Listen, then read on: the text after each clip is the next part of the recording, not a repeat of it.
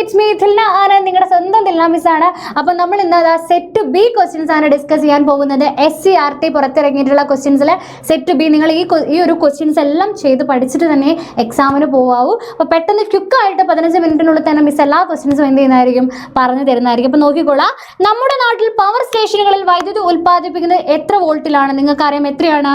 11 kV. 11 volt അല്ല, 11 kV ആണ് അല്ലേ? എത്രയാണ്? 11 kV ആണ്. ഓക്കെ, കിലോ വോൾട്ട് ആണ്. നെക്സ്റ്റ് ക്വസ്റ്റ്യൻ നോക്കുക. What do you mean by magnetic effect of electric current? എന്താണ് വൈദ്യുത പ്രവാഹത്തിന്റെ കാന്തിക ഫലം? അല്ലെ, വൈദ്യുതി പ്രവഹിക്കുന്ന ഒരു കാന്തിക മണ്ഡലത്തിൽ അല്ലെങ്കിൽ ഒരു ചാലകത്തിൽ എന്തുണ്ടാവുന്നുണ്ട്? കാന്തിക മണ്ഡലം ഉണ്ടാകുന്നുണ്ട്, അഥവാ മാഗ്നറ്റിക് ഫീൽഡ് ഉണ്ടാകുന്നുണ്ട് എന്നുള്ള കാര്യമാണ് നിങ്ങൾ അവിടെ എഴുതി വെക്കേണ്ടത്. നെക്സ്റ്റ് ക്വസ്റ്റ്യൻ, ഒരു അവകാശവാദം അഥവാ ഒരു അസേഷൻ കൊടുത്തിട്ടുണ്ട്, അതിന്റെ റീസണും കൊടുത്തിട്ടുണ്ട്. ചുവടെ നൽകിയിരിക്കുന്നു അതിനോടനുബന്ധിച്ച് ഒരു കാരണവും അതുപോലെ തന്നെ നൽകിയിട്ടുണ്ട്. ഇവയിൽ ശരിയായത് തിരഞ്ഞെടുക്കാനാണ് പറഞ്ഞിട്ടുള്ളത്. ചില ആളുകൾക്ക് അകലെയുള്ള വസ്തുക്കൾ വ്യക്തമായി കാണാൻ കഴിയുമെങ്കിലും അടുത്തുള്ള വസ്തുക്കൾ വ്യക്തമായി കാണാൻ കഴിയുന്നില്ല. Some people can see distant object clearly but they cannot see near object clearly എന്നാണ് പറഞ്ഞിട്ടുള്ളത്. അപ്പം the eyeball of such person is too long with respect to the power of the eye lens എന്ന് പറഞ്ഞിട്ടുണ്ട്. ഇത്തരം ആളുകളിലെ കണ്ണിലെ ലെൻസിന്റെ പവറിനെ അപേക്ഷിച്ച് നേത്രഗോളം വളരെ നീണ്ടതാണ്. ചില ആളുകൾക്ക് അകലെയുള്ള വസ്തുക്കൾ വ്യക്തമായി കാണാൻ കഴിയുമെങ്കിലും അടുത്തുള്ള വസ്തുക്കൾ വ്യക്തമായി കാണാൻ കഴിയില്ല. ഇതെന്താണ്? ദീർഘദൃഷ്ടിയാണ് അല്ലെ, അഥവാ ലോങ് സൈറ്റഡ്നെസ് ആണ്. അപ്പം നമുക്ക് പറയാം ഇവിടെ കണ്ണിന്റെ ഫോക്കൽ ലെങ്ത് കൂടുതലാണ്, പവർ കുറവാണ്, നേത്രഗോളത്തിന്റെ വലുപ്പം കുറവായിരിക്കും, നീണ്ടതല്ല. അപ്പോൾ ഇത് തെറ്റാണ്. സോ എയും ആറും ശരിയാണെന്ന് പറയാൻ പറ്റില്ല. എ ശരിയാണ്, എന്നാൽ ആർ തെറ്റാണ്. സി ആണ് ഇവിടുത്തെ ആൻസർ വരുന്നത്. ഓക്കെ അല്ലേ? നെക്സ്റ്റ് ക്വസ്റ്റ്യൻ നോക്കാം. ഒരു അനുധാരിക തരംഗത്തെ സംബന്ധിച്ച ചില പ്രസ്താവനകൾ നൽകിയിരിക്കുന്നു. ശരിയായവ തിരഞ്ഞെടുത്ത് എഴുതാൻ പറഞ്ഞിട്ടുണ്ട്. ഉച്ചമർദ്ദ മേഖലകളും നീച്ചമർദ്ദ മേഖലകളും അഥവാ ഉച്ചമർദ്ദ മണ്ഡലം എന്നാണ് കൊടുത്തിട്ടുള്ളത്. കുഴപ്പമില്ല. അപ്പം ഇത് ശരിയാണല്ലേ. ഉച്ചമർദ്ദ മേഖലയും അഥവാ കംപ്രഷൻസും റയർ ഫ്രാക്ഷൻസും ഉണ്ടാക്കുന്നുണ്ട്. പിന്നെയോ കണികളുടെ ശൃംഗങ്ങളും ഗർത്തങ്ങളും ഉണ്ടോ? ഇല്ല. കണികളുടെ കമ്പനത്തിന്റെ ദിശ തരംഗം സഞ്ചരിക്കുന്ന ദിശയ്ക്ക് സമാന്തരമാണ്. യെസ്. ലംബമല്ല, അതും തെറ്റാണ്. അപ്പൊ ഏതൊക്കെയാണ് ആൻസർ വരിക? 1 and 3 ആണ് അല്ലെ. 1 and 3 ആണ്. സോ ബി ആണ് ആൻസർ വരിക. ഓക്കെ അല്ലേ? ദെൻ നെക്സ്റ്റ് ക്വസ്റ്റ്യൻ നോക്കാം. Answer the all question from 5 to 11. Each question carries 2 scores ആണ് കൊടുത്തിട്ടുള്ളത്. ഏത് തരംഗത്തിനാണ് ആവൃത്തി ഏറ്റവും കൂടുതൽ? ഇവിടെ കൊടുത്തിട്ടുള്ള ഏത് തരംഗത്തിനായിരിക്കും ഏറ്റവും കൂടുതൽ ആവൃത്തി വരുന്നത് അഥവാ ഫ്രീക്വൻസി വരുന്നത്? നോക്കിയടാ, ഇവിടെ ഏറ്റവും കൂടുതൽ സൈക്കിൾ ഉണ്ടാവുന്നത് എവിടെയാണ്? ഇവിടെ 1, 2, 3, 4, 5 അല്ലേ? ഓക്കെ, 1, 2, 3, 4 അല്ലേ? 4 ഏകദേശം 4.5 ആണ് വരുന്നത്. സോ നമുക്ക് പറയാം ഇവിടെ ഏറ്റവും കൂടുതൽ ഒരു സെക്കൻഡിൽ എത്രത്തോളം സൈക്കിളുകളുടെ എണ്ണമാണ് ഇത് ആവൃത്തി അഥവാ ഫ്രീക്വൻസി എന്ന് പറഞ്ഞത്. സൈക്കിളുടെ എണ്ണം, നമ്പർ ഓഫ് സൈക്കിൾസ് അല്ലേ, ഇൻ 1 സെക്കൻഡ് ആണ്. സോ ഇവിടെ ഏറ്റവും കൂടുതൽ ആർക്കാണ്? ക്യൂക്കാണ്. സോ ക്യൂ ആണ് ആൻസർ വരിക. ഏത് തരംഗത്തിനാണ് ആയത് ഏറ്റവും കൂടുതൽ? നോക്കി, ഏറ്റവും കൂടുതൽ ഡിസ്പ്ലേസ്മെന്റ് അഥവാ സ്ഥാനാന്തരം ഇവിടെ നിന്ന് ഉണ്ടായിട്ടുള്ളത് ആർക്കാണത്? ആറിനല്ലേ. ബാക്കിയുള്ളതിനൊക്കെ കുറവല്ലേ. സോ നമുക്ക് പറയാം ആർക്ക് തന്നെയാണ്? ആറിന് തന്നെയാണ് അല്ലേ. ആറാണ് ആൻസർ വരിക. Okay, next question. തന്നിട്ടുള്ള രേഖാചിത്രം പൂർത്തിയാക്കി പ്രതിബിംബ രൂപീകരണം എങ്ങനെയെന്ന് കാണിക്കുക. ഇവിടെ ഇമേജ് IM എന്നത് ഒരു വസ്തുവിന്റെ യഥാർത്ഥ പ്രതിബിംബമാണെന്നും കൂടെ പറഞ്ഞിട്ടുണ്ട്. Complete the ray diagram and show how the image is formed എന്നാണ് ചോദിച്ചിട്ടുള്ളത്. അപ്പം ഇവിടെ എവിടെയാണ് ഇമേജ് ഫോർമേഷൻ ഉണ്ടായിട്ടുള്ളത്? 2Fന് അപ്പുറമാണ് അഥവാ ബിയോണ്ട് 2F ആണ്. ബിയോണ്ട് 2F ആണെങ്കിൽ നമ്മൾ ഒബ്ജക്റ്റിന് എവിടെ വെച്ചിരിക്കണം? ഇവിടെ വെച്ചിരിക്കണം. അപ്പം ഏകദേശം എങ്ങനെയാണ് ഉണ്ടാവുക? അതാ ഇങ്ങനെ വന്ന ആൾ എന്ത് ചെയ്യണം? നേരെ നോക്കിക്കോളാം, ഇതേപോലെ വന്ന് പതിക്കുന്ന ആള് 2Fൽ കുഞ്ഞനാക്കി വെക്കണം. കാരണം 2Fന് അപ്പുറം കിട്ടുന്നത് നമുക്ക് വലിയ ഇമേജ് ആയിരിക്കും. അപ്പോൾ 2Fനും Fനും ഇടയിൽ വെക്കുക. എന്നിട്ട് എന്ത് ചെയ്യുക? വസ്തു വളരെ ചെറുതാക്കി തന്നെ വെക്കണം. എന്നിട്ട് എന്ത് ചെയ്യണം? ഫോക്കസിലൂടെ കടന്നു പോകുന്ന രീതിയിൽ വരയ്ക്കുക. പിന്നെ ഒന്ന് ഇതിലൂടെയാണ് ഒപ്റ്റിക് സെന്ററിൽ കൂടെ കടന്നു പോകുന്ന രീതിയിൽ. അപ്പോൾ ഇവിടെയാണ് ഏകദേശം നമുക്ക് ഇമേജ് കിട്ടുക. എങ്ങനെയാണ് ഇമേജ് എന്ന് പറഞ്ഞാൽ തല കീഴായിട്ടാണ് ഉണ്ടാവുക. ഓക്കെ, ഇൻവേർട്ടർ ആണ്. അതുപോലെ തന്നെ വസ്തുവിനേക്കാളും വലുതായിരിക്കും, 2Fന് അപ്പുറമാണ് കിട്ടുക. അപ്പോൾ ഇതേപോലെ ആ ഒരു ഇമേജ് നിങ്ങൾക്ക് എന്ത് ചെയ്യാം? എഴുതാം. ഓക്കെ, വരയ്ക്കാം. എഴുതല്ല, വരയ്ക്കാം. അടുത്തത് complete the ray diagram and show how the image is formed. Here OB is the object എന്ന് പറഞ്ഞിട്ടുണ്ട്. ഇത് ഏതാണ് നമുക്ക് കൊടുത്തിട്ടുള്ളത്? കോൺകേവ് ആണോ കോൺവെക്സ് ആണോ? കോൺകേവ് ആണ് കൊടുത്തിട്ടുള്ളത് അല്ലേ. കോൺകേവിന്റെ കേസിൽ നിങ്ങൾക്കറിയാം എവിടെ വെച്ച് കഴിഞ്ഞാലും ഓന്റെയും എഫിന്റെയും ഇടയിലാണ് ആര് കിട്ടുക? ഇമേജ് കിട്ടുക. സോ ദാ ഇമേജ് നമുക്ക് ഒന്ന് ജസ്റ്റ് ഒന്ന് മിസ് വരച്ച് തരാം. നോക്കിക്കോളൂ, ഇങ്ങനെ പോകുന്ന ആൾ എന്ത് ചെയ്യും? ഇങ്ങനെ വിഭ്രജിക്കും അല്ലേ. അപ്പം ഈ ഒരു പോയിന്റിൽ നിന്ന് പോകുന്ന പോലെയാണ് നമുക്ക് തോന്നുക. അതുപോലെ തന്നെ ആൾ എന്ത് ചെയ്യുന്നുണ്ട്? ഓയിൽ കൂടെ കടന്നു പോകുന്നത് പോലെ നമുക്ക് കാണിക്കാം. ഓയിൽ കൂടെ കടന്നു പോയിട്ടുണ്ടെങ്കിൽ തിരിച്ച് ഓയിൽ കൂടെ തന്നെ വരുന്നത് നിങ്ങൾക്കറിയാം. ഇവിടെയാണ് നമുക്ക് എന്ത് കിട്ടുക? ഇമേജ് കിട്ടുക. ഒയിൻ്റെയും അതുപോലെ തന്നെ എഫിൻ്റെയും ഇടയിലായിട്ടാണ് നമുക്ക് ആരെ കിട്ടുക, ഇമേജ് കിട്ടുക. അപ്പം നിവർന്നതായിരിക്കും, വളരെ ചെറുതായിരിക്കും, ഡിമിനിഷ്ഡ് ആയിരിക്കും, എഫിനും ഓക്കും ഇടയിലായിരിക്കും. ഏത് സമയത്തായാലും ഇതേപോലെ തന്നെയാണ് ഇമേജ് ഫോർമേഷൻ ഉണ്ടാവുക. ആകെ ഒന്ന് മാത്രമേ നിങ്ങൾക്ക് കോൺകേവിൽ പഠിക്കാനുള്ളൂ എന്നുള്ള കാര്യം ഓർത്തോളാം. ഓക്കെ അല്ലേ? Next question, the colour of the shirt seems to be blue in sunlight. It appears to be magenta colour when illuminated by magenta light. What is its colour in daylight എന്നാണ് ചോദിച്ചിട്ടുള്ളത്. Give reason. സയൻ പ്രകാശത്തിൽ നീല നിറത്തിൽ കാണപ്പെട്ട ഒരു shirt magenta പ്രകാശത്തിൽ magenta നിറത്തിൽ കാണപ്പെട്ടു. എടാ, സയൻ എന്ന് പറഞ്ഞു കഴിഞ്ഞാൽ ഏതൊക്കെയാണ്? ഗ്രീനും അതുപോലെ തന്നെ ബ്ലൂവുമാണ്. മജന്ത എന്ന് പറഞ്ഞു കഴിഞ്ഞാൽ അവിടെ ഇന്നുണ്ട് ബ്ലൂവും ഉണ്ട് റെഡും ഉണ്ട്. അപ്പം മജന്ത പ്രകാശത്തിൽ മജന്ത നിറത്തിൽ കാണപ്പെട്ടിട്ടെങ്കിൽ ആ കളറിൻ്റെ ഷർട്ട് എന്തായിരിക്കും? മജന്തയായിരിക്കും. കാരണം എന്താണ്? ആ ഷർട്ടിൽ ഇവിടെ ബ്ലൂ ഉണ്ടാവും. ബ്ലൂ ഉള്ളത് കൊണ്ടാണ് സൈൻ ലൈറ്റിൽ ബ്ലൂ ആയിട്ട് തോന്നിയത്. മനസ്സിലായോ? അപ്പം ഓൾറെഡി എന്തായിരിക്കും ആ ഒരു ഷർട്ടിൻ്റെ കളർ എന്ന് പറഞ്ഞാൽ മജന്തയായിരിക്കും. അപ്പം തിങ്ക് ചെയ്തിട്ട് മാത്രം ആൻസർ ചെയ്തോളാം. നെക്സ്റ്റ് ക്വസ്റ്റ്യൻ നോക്കാം. The figure shows a copper rod held between two poles of a magnet and connected to DC circuit. In which direction will the rod AB move ആണ് ചോദിച്ചിട്ടുള്ളത്. When the circuit is switched on state the rule applied. ഏതാണ് rule? നമുക്കറിയാം ഏതാണ്? Left hand thumb rule. ഫ്ലെമിങ്ങിൻ്റെ left hand rule തന്നെയാണ് അല്ലേ? ഫ്ലെമിങ്ങിൻ്റെ left hand റൂളാണ്, തമ്പല്ല. റൈറ്റ് ഹാൻഡ് റൂൾ അല്ല, ലെഫ്റ്റ് ഹാൻഡ് റൂളാണ് കേട്ടോ. ഇടതു കൈ നിയമമാണ്. അപ്പം ഒരു കാന്തത്തിന് രണ്ട് ധ്രുവങ്ങൾക്കിടയിൽ ഒരു കോപ്പർ തണ്ട് AB വെച്ചിരിക്കുന്നു. അപ്പോൾ ഈ ABയുടെ ഫോഴ്സ്, AB എങ്ങോട്ടേക്കായിരിക്കും ചലിക്കുക, ഫോഴ്സ് അനുഭവപ്പെടുക എങ്ങോട്ടേക്കായിരിക്കും എന്നുള്ളതാണ് ചോദിച്ചിട്ടുള്ളത്. സോ കൈ വെച്ച് നോക്കുക, ലെഫ്റ്റ് ഹാൻഡ് എടുക്കുക, നോർത്ത് ടു സൗത്ത് വെക്കുക. നോർത്ത് ടു സൗത്ത് മാഗ്നറ്റിക് ഫീൽഡിനെ വെക്കുക. അതുപോലെ തന്നെ കറണ്ട് എന്ന് പറയുന്നത് AB എങ്ങോട്ടേക്കായിരിക്കും? AB പോസിറ്റീവാണ്, ഇവിടെ നെഗറ്റീവാണ്. സോ പോസിറ്റീവ് ടു നെഗറ്റീവാണ്. സോ ഇങ്ങനെയായിരിക്കും വെക്കേണ്ടത്. നിങ്ങൾ കൈ വെക്കുന്ന സമയം നിങ്ങൾ സ്വയം വെച്ച് നോക്കുക, എന്നാൽ മാത്രമേ കറക്റ്റ് കിട്ടുള്ളൂ. അപ്പോൾ എങ്ങോട്ടേക്കായിരിക്കും ഇത് മൂവ് ചെയ്യുക? മുകളിലേക്കായിരിക്കും കേട്ടോ. എങ്ങോട്ടേക്കാണ്? മുകളിലേക്കായിരിക്കും മൂവ്മെൻറ്റ് വരിക. അപ്വേർഡ് ആയിരിക്കും കേട്ടോ, മുകളിലേക്ക് അഥവാ അപ്വേർഡ്. ഓക്കെ അല്ലേടാ? അപ്പോൾ അതാണ് ഇവിടെ ആൻസർ വരുന്നത്. അപ്പോൾ ഫ്ലെമിങ്ങിൻ്റെ ലെഫ്റ്റ് ഹാൻഡ് റൂൾ വെച്ചിട്ടാണ് ഇത് ചെയ്യേണ്ടത്. Next question, which device is shown below. ഇത് ഏതാണ് ഡിവൈസ്? നിങ്ങൾക്കറിയാം ലൗഡ് സ്പീക്കർ ആണ് അല്ലേ? ഇനി state the principle of its working. ഏതാണ്? മോട്ടോ പ്രിൻസിപ്പിൾ തന്നെയാണ്. What is the energy change that takes place when it works. Energy change എന്താണ്? Mainly നമുക്കറിയാം ഇലക്ട്രിക്കൽ എനർജി, വൈദ്യുതോർജ്ജം ശബ്ദോർജ്ജമായിട്ട് മാറാണ്, സൗണ്ട് എനർജി ആയിട്ട് മാറുകയാണ് ചെയ്യുന്നത്. ഓക്കെ അല്ലേ? Next question, the figure shows nichrome wire kept at the same temperature. ഒരേ താപനിലയിലുള്ള nichrome കമ്പികളാണ് ചിത്രത്തിൽ കൊടുത്തിരിക്കുന്നത്. Which has higher resistance why. ഇതിൽ ഏതിനാണ് കൂടുതൽ പ്രതിരോധം, എന്തുകൊണ്ട് എന്നാണ് ചോദിച്ചിട്ടുള്ളത്. എടാ, നിങ്ങൾക്കറിയാം ഇക്വേഷൻ നിങ്ങൾക്കറിയാം R = ρ L/A ആണ്. So R proportional to 1/A ആണ്. A കൂടിക്കഴിഞ്ഞാൽ R എന്ത് ചെയ്യും? കുറയും. അപ്പോൾ A കൂടുതൽ ഇയാൾക്ക്, അപ്പോൾ ഏറ്റവും കൂടുതൽ R ആർക്കായിരിക്കും? Pക്കായിരിക്കും R കൂടുതൽ, Pക്കായിരിക്കും. കാരണം Pയുടെ ഏരിയ ഓഫ് ക്രോസ് സെക്ഷൻ അഥവാ ഛേദതല പരപ്പളവ് വളരെ കുറവാണ്. Of these P has high resistivity. Write down your comments about the statement. ഇവയിൽ Pക്കാണ് ഏറ്റവും ഉയർന്ന റെസിസ്റ്റിവിറ്റി. ഈ പ്രസ്താവനയെക്കുറിച്ച് നിങ്ങളുടെ പ്രതികരണം എന്ത്? ആണോ അല്ല? റെസിസ്റ്റിവിറ്റി അഥവാ നിങ്ങൾക്കറിയാം റെസിസ്റ്റിവിറ്റി റോ എന്ന് പറയുന്ന ഒരു പദാർത്ഥത്തിന്റെ സ്വഭാവമാണ്, അതൊന്നിനെയും ഡിപ്പെൻഡ് ചെയ്യുന്നില്ല എന്നുള്ള കാര്യം അറിയാം. സോ ആ ഒരു സ്റ്റേറ്റ്മെന്റ് തെറ്റാണ്. Pക്കല്ല, എല്ലാത്തിനും ഒരേ റെസിസ്റ്റിവിറ്റി ആണ് എന്നുള്ള കാര്യം ഓർത്തോളാം. മെറ്റീരിയൽ സെയിം ആണെങ്കിൽ എല്ലാത്തിനും ഒരേ റെസിസ്റ്റിവിറ്റി ആണ്. Okay, next question, write down two differences between a step up transformer and step down transformer. ഒരു സ്റ്റെപ്പ് അപ്പ് ട്രാൻസ്ഫോമറും ഒരു സ്റ്റെപ്പ് ഡൗൺ ട്രാൻസ്ഫോമറും തമ്മിലുള്ള വ്യത്യാസങ്ങൾ എഴുതാൻ പറഞ്ഞിട്ടുണ്ട്. സ്റ്റെപ്പ് അപ്പിലും സ്റ്റെപ്പ് ഡൗണിലും എന്താണ്? ഇവിടെ സ്റ്റെപ്പ് ഡൗൺ ആണ്. ക്വസ്റ്റ്യൻ പേപ്പറിൽ ചെറിയ കറക്ഷൻ ഉണ്ട്. സ്റ്റെപ്പ് അപ്പിലും സ്റ്റെപ്പ് ഡൗണിലും. സ്റ്റെപ്പ് അപ്പിലാണെങ്കിൽ നിങ്ങൾക്കറിയാം അവിടെ വോൾട്ടേജ് എവിടെയായിരിക്കും കൂടുതൽ? സെക്കൻഡറിയിലായിരിക്കും കൂടുതൽ വോൾട്ടേജ് കൂടുതൽ, അവിടെ കറണ്ട് കുറവായിരിക്കും. ഇനി സ്റ്റെപ്പ് ഡൗണിലേക്ക് വരുമ്പം അവിടെ വോൾട്ടേജ് കൂടുതൽ പ്രൈമറിയിലായിരിക്കും. ഓക്കെ, ആ ഒരു കാര്യങ്ങൾ ഡിഫറൻസ് പഠിച്ച് എഴുതിയാൽ മാത്രം മതി. അതുപോലെ ചുറ്റുകളുടെ എണ്ണം കൂടുതലും സ്റ്റെപ്പ് അപ്പിൽ എവിടെയായിരിക്കും? സെക്കൻഡറിയിൽ തന്നെയായിരിക്കും ചുറ്റുകളുടെ എണ്ണം കൂടുതൽ. സ്റ്റെപ്പ് ഡൗണിൽ നേരെ തിരിച്ചാണ്. ആ ഒരു ഡിഫറൻസും കൂടെ അവിടെ എഴുതി വെക്കാം. ഓക്കെ, നെക്സ്റ്റ് ക്വസ്റ്റ്യൻ നോക്കാം. A metal road of 1 meter long act as a first order lever and effort of 150 kilogram weight acting at one end balances a load 350 kilogram weight at the other end. Find the length of the effort arm and load arm എന്നാണ് പറഞ്ഞിട്ടുള്ളത്. ഒരു metre നീളമുള്ള ഒരു ലോഹദണ്ഡ് ഒന്നാം വർഗ്ഗ ഉത്തോലകമായി പ്രവർത്തിക്കുന്നു. ഒരറ്റത്ത് പ്രയോഗിക്കുന്ന 150 kilogram wait യത്നം മറ്റേ അറ്റത്ത് 350 കിലോഗ്രാം വെയിറ്റ് ഭാരത്തെ സന്തുലിതമാക്കുന്നു. യത്നഭുജത്തിനെയും രോധഭുജത്തിനെയും നീളം കണക്കാക്കാനാണ് പറഞ്ഞിട്ടുള്ളത്. മക്കളെ ഒന്ന് ആലോചിച്ച് നോക്കുക. ഇതേപോലെ ഒരു ഭാഗത്ത് നമ്മളിതാ എഫേർട്ട് കൊടുത്തു, ഇവിടെയാണ് ലോഡ് എന്ന് വിചാരിക്കുക, അഥവാ രോധം അവിടെയാണ്. ഇത് എത്രയാണെന്ന് പറഞ്ഞിട്ടുണ്ട്? ലോഡ് 350 തന്നിട്ടുണ്ട്, ഇവിടെ 150 തന്നിട്ടുണ്ട്. ഇത് ടോട്ടലുള്ള ലെങ്ത് ആണ് എത്ര? 100 സെൻറ്റിമീറ്റർ അല്ലെങ്കിൽ 1 മീറ്റർ എന്ന് പറയുന്നത്. ഓക്കെ 100 സെൻറ്റിമീറ്റർ അല്ലെങ്കിൽ 1 മീറ്റർ. അപ്പോൾ 100 സെൻറ്റിമീറ്റർ ആണ് ടോട്ടൽ. ഇത് ഞാനിതാ ഇവിടെ തൊട്ട് ഇവിടെ ഞാൻ എ എന്ന് കൊടുത്തു, ബി സി എന്ന് കൊടുത്തു. എ മുതൽ ബി വരെയുള്ളത് മിസ് എക്സ് ആക്കി എടുത്താൽ ഇവിടെ തൊട്ട് ഇവിടെ വരെയുള്ളത് എത്രയായിരിക്കും? 100 മൈനസ് എക്സ് ആയിരിക്കും. ഓക്കെ, അപ്പോൾ അത് വെച്ചതാ നമുക്ക് effort into effort arm equal to load into load, മുത്തോലക തത്വം പ്രിൻസിപ്പിൾ ഓഫ് ലിവേഴ്സ് വെച്ച് നമുക്ക് എന്ത് ചെയ്യാം? ഇത് കൺക്ലൂഡ് ചെയ്യാവുന്നതാണ്, എഴുതാവുന്നതാണ്.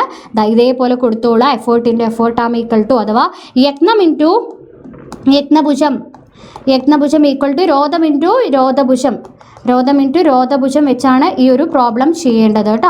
അപ്പം ലാസ്റ്റ് ആൻസർ എത്ര കിട്ടും നിങ്ങൾക്ക്? ഇവിടെ കൊടുത്തിട്ടുണ്ട് 500x എന്ന് കിട്ടും. അപ്പോൾ എക്സിൻ്റെ വാല്യൂ ഇവിടുന്ന് കിട്ടും.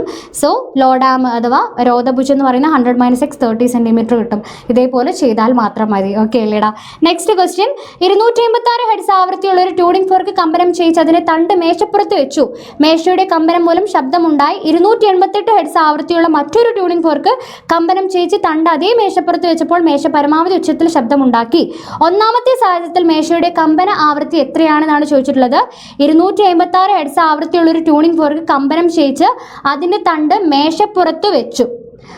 മേശയുടെ കമ്പനം മൂലം ശബ്ദമുണ്ടായി. ഒന്നാമത്തെ സാഹചര്യത്തിൽ മേശയുടെ കമ്പന ആവൃത്തി എത്രയായിരിക്കും? 256 ഹെർട്സ് തന്നെയായിരിക്കും.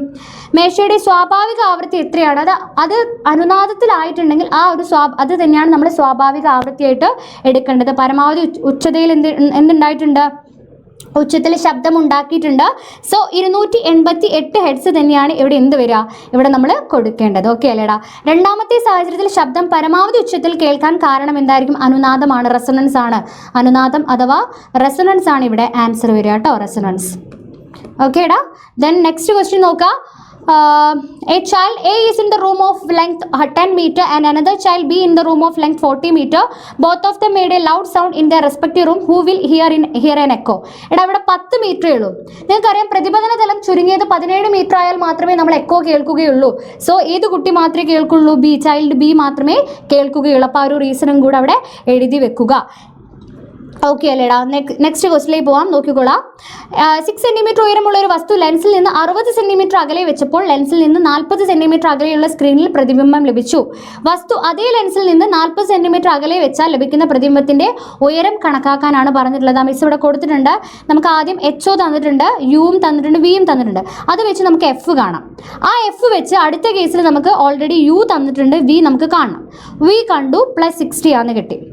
ഇനി അത് കിട്ടിക്കഴിഞ്ഞ് കഴിഞ്ഞാൽ നമുക്കറിയാം V/U ചെയ്ത് കഴിഞ്ഞാൽ മാഗ്നിഫിക്കേഷൻ കിട്ടി. മാഗ്നിഫിക്കേഷൻ നമുക്ക് 3/2 ആണ് കിട്ടി. ആ 3/2 വെച്ച് നമുക്ക് എന്ത് ചെയ്യാൻ പറ്റും? ഇവിടെ ഓൾറെഡി HO കിട്ടിയിട്ടുണ്ട്. HO നമുക്ക് ഇവിടുന്ന് കാണാം. HO ഇവിടെ നമുക്ക് കാണാൻ പറ്റും. -3/2 ഇൻറ്റു 6 വരും. അപ്പം -9 എന്ന് കിട്ടും. ഓക്കെ, ആ ഒരു കാര്യം ശ്രദ്ധിച്ചോളാം. ഓൾറെഡി ആദ്യം തന്നിട്ടുള്ള ആ ഒരു വാല്യൂ വെച്ച് രണ്ടാമത്തെ വാല്യൂ കാണുക എന്നുള്ളതാണ് ശ്രദ്ധിക്കേണ്ടത്. നെക്സ്റ്റ്, ഒരു പ്രിസത്തിലൂടെ ധവളപ്രകാശം കടന്നു പോകുന്നത് ചിത്രീകരിച്ചിരിക്കുന്നു. White light passing through A prism is depicted. Name the phenomena, explain how this happens. എന്താണ് ഇവിടെ? പ്രകീർണനമാണ് അല്ലേ, അഥവാ ഡിസ്പേർഷൻ ആണ്. അപ്പോൾ ഘടകവർണ്ണങ്ങളായിട്ട് വേർപിരിയാണ്. ആദ്യം നമുക്കറിയാം റിഫ്രാക്ഷൻ നടക്കുന്നുണ്ട്, അപവർത്തനം നടന്നു, പിന്നെ രണ്ടാമതും അപവർത്തനത്തിനോടൊപ്പം പ്രകീർണനം നടക്കുന്നുണ്ട്. അങ്ങനെ ഡിസ്പേർഷൻ സംഭവിക്കുമ്പോഴാണ് ഇത് ഘടകവർണ്ണങ്ങളായിട്ട് വിബ്ജിയോറായിട്ട് വേർപിരിയുന്നത്. ഓക്കേടാ? നെക്സ്റ്റ് ക്വസ്റ്റ്യൻ, ഇവിടെ പിന്നെ ഒരു കാര്യം കൂടി ശ്രദ്ധിക്കണം. ഇവിടെ വയലറ്റിനാണ് ഏറ്റവും കൂടുതൽ വ്യതിയാനം സംഭവിക്കുക, ഡീവിയേഷൻ സംഭവിക്കുക. കാരണം എന്താണ്? റെഡിന് ഡീവിയേഷൻ കുറവായിരിക്കും. കാരണം റെഡിൻ്റെ തരംഗദൈർഘ്യം വേവ് ലെങ്ത് കൂടുതലാണ്, വയലറ്റിന് കുറവാണ്. കുറവ് വേവ് ലെങ്ത് ഉള്ള ആൾക്കാരാണ് കൂടുതൽ ഡീവിയേഷൻ സംഭവിക്കുക. ഓക്കെ, നെക്സ്റ്റ് ക്വസ്റ്റ്യൻ, ഒരേ വോൾട്ടേജിൽ പ്രവർത്തിക്കുന്ന പവർ കൂടിയ വൈദ്യുതോപകരണത്തിനാണോ പവർ കുറഞ്ഞ വൈദ്യുതോപകരണത്തിനാണോ വൈദ്യുത പ്രതിരോധം കുറവ് സാധൂകരിക്കാനാണ് പറഞ്ഞിട്ടുള്ളത്? ആലോചിച്ച് നോക്കാം. മറ്റ് കോൺസ്റ്റന്റ് വോൾട്ടേജ് നിങ്ങൾക്കറിയാം. മറ്റ് കോൺസ്റ്റന്റ് വോൾട്ടേജ് P = എന്താണ്? V²/R ആണ്. സോ R കൂടിക്കഴിഞ്ഞാൽ P കുറയാണ് ചെയ്യുക. വോൾട്ടേജ് കോൺസ്റ്റന്റ് ആവുന്ന സമയത്ത് R കൂടിയാൽ P കുറയുകയാണ് ചെയ്യുക എന്നുള്ള കാര്യം ആലോചിച്ചോളൂ. സോ എപ്പോഴായിരിക്കും റെസിസ്റ്റൻസ് കുറഞ്ഞാൽ പവർ കൂടുതലായിരിക്കും. നെക്സ്റ്റ്, 400 വോൾട്ട് 1600 വാട്ടുള്ള ഒരു ഉപകരണത്തിൻ്റെ 200 വോൾട്ട് വോൾട്ടേജ് ലഭിക്കുന്ന അവസരത്തിൻ്റെ പവർ എത്രയായിരിക്കും എന്നാണ്. ഇതേപോലെ കണ്ടാൽ മതി. ആദ്യം നിങ്ങൾ റെസിസ്റ്റൻസ് മാറില്ല, രണ്ട് കേസിലും റെസിസ്റ്റൻസ് മാറില്ല. അപ്പോൾ ആദ്യം നിങ്ങളിതാ ആ റെസിസ്റ്റൻസ് കാണാം, ആദ്യത്തെ വോൾട്ടേജും പവറും വെച്ചിട്ട്. പിന്നെ രണ്ടാമത്തെ കേസിൽ എന്ത് ചെയ്യണം? ഈ ഒരു റെസിസ്റ്റൻസ് വെച്ചിട്ട് നമ്മൾ രണ്ടാമത്തേതിൻ്റെ കേസിലുള്ള വോൾട്ടേജ് എന്ത് ചെയ്യുക? കാണാം. അപ്പം നമുക്കിത് രണ്ടാമത്തെ കേസിൽ വോൾട്ടേജ് അല്ല, രണ്ടാമത്തെ കേസിലുള്ള പവർ നമുക്ക് ഇവിടെ കാണാം. വോൾട്ടേജ് അല്ല കേട്ടോ. രണ്ടാമത്തെ കേസിൽ എന്താ ചോദിച്ചിട്ടുള്ളത്? പവർ അല്ലേ ചോദിച്ചിട്ടുള്ളത്? യെസ്. എന്താണ് അവസരത്തിൽ പവർ എത്രയായിരിക്കും? സോ എന്ത് ചെയ്താൽ മതി? രണ്ടാമത്തെ കേസിൽ നമ്മൾ പവർ ഇതേപോലെ കണ്ടാൽ മതി. v²/r ചെയ്താൽ മതി. ഇവിടെ നമുക്ക് ആർ ഓൾറെഡി കിട്ടി.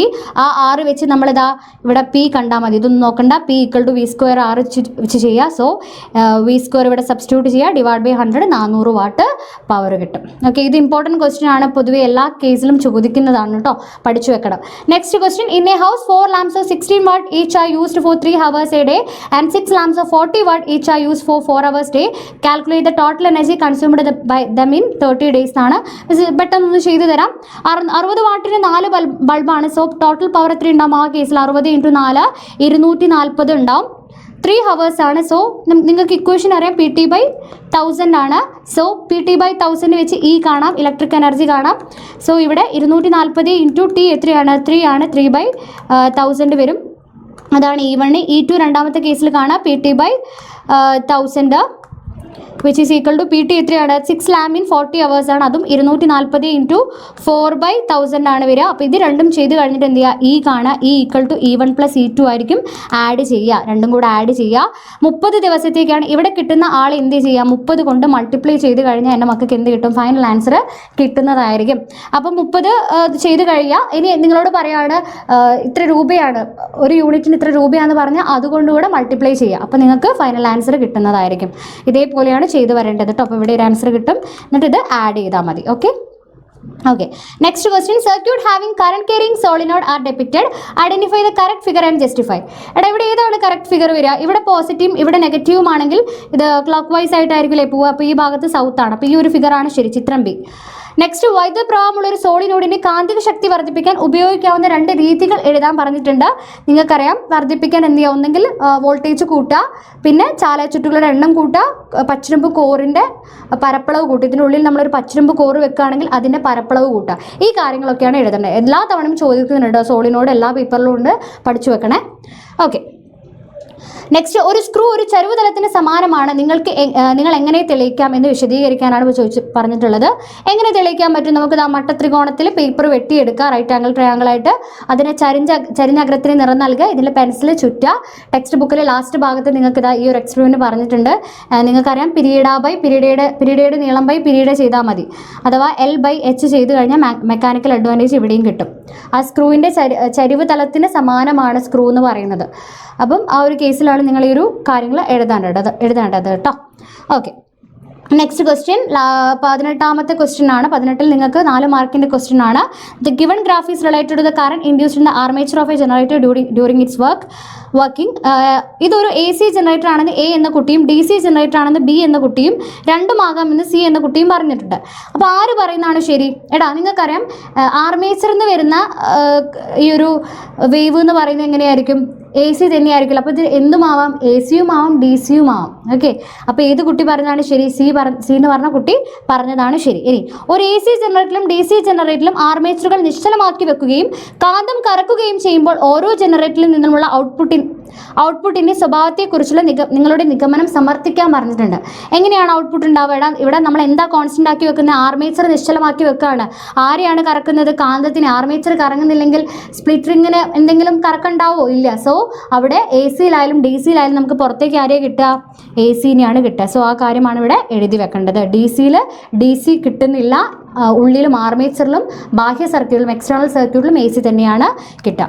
Next, observe the figures. എല്ലാ ചിത്രങ്ങളിലും സോളിനോഡുകൾ, ബൾബുകൾ എന്നിവ ഒരുപോലെയാണ്. പച്ചിരുമ്പ് കോറുകൾ ഉണ്ടെങ്കിൽ അവയും ഒരുപോലെയാണ്. ഓരോ ബൾബിൻ്റെയും പ്രകാശ തീവ്രത താരതമ്യം ചെയ്യാൻ പറഞ്ഞിട്ടുണ്ട്.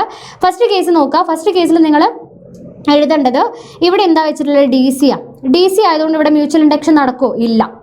സ്വിച്ച് ഓൺ ചെയ്യും ഓഫ് ചെയ്യുന്ന സമയത്ത് മാത്രമേ കറണ്ടിൻ്റെ ഡയറക്ഷൻ മാറ്റം ഉണ്ടാവുള്ളൂ. സോ ഇവിടെ DC ആയതുകൊണ്ട് എന്തില്ല?